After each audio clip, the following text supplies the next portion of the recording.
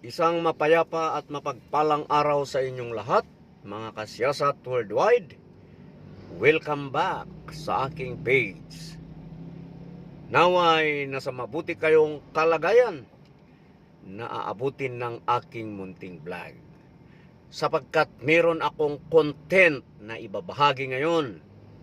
Ito ay isang balitaan tungkol sa isang bypass dito sa lalawigan ng Pangasinan na batay sa obserbasyon natin ay matagal nang nakatiwangwang.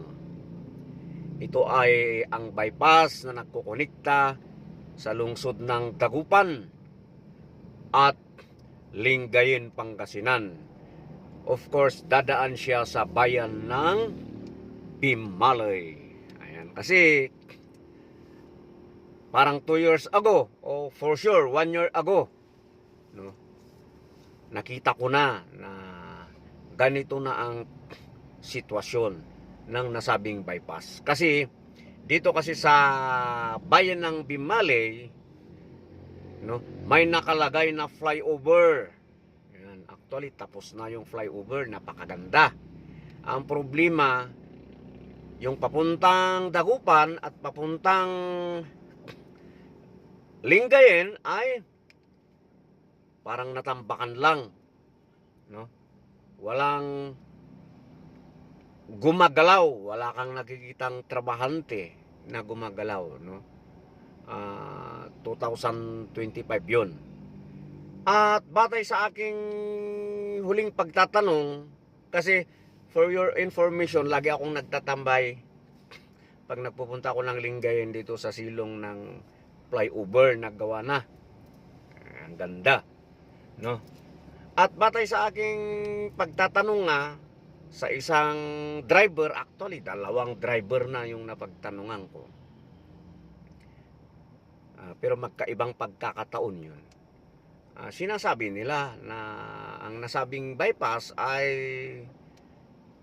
3 years ago na, noong huminto, at hanggang ngayon wala nga silang nakikita na development, no? At yun din yung suspetsa natin, kasi nung mga nagdaang taon na nagpupunta tayo dito sa Pangasinan, particularly sa lalawigan ng Lingayen, kasi madalas tayo dito sa Lingayen, no?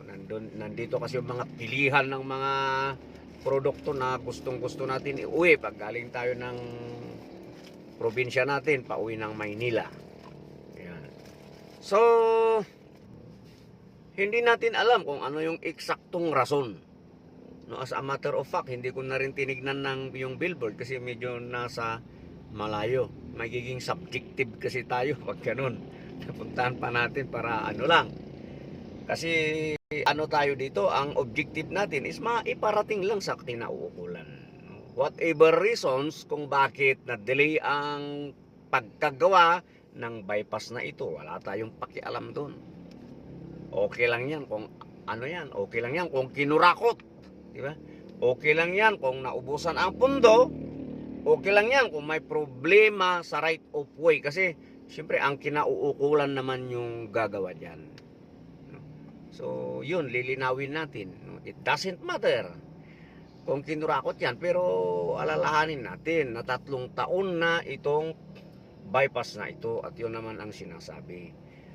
At kailangan na itong matapos, kasi siyempre mapapakinabangan ito ng maraming tao, lalong-lalo na yung galing ng norte, di ba?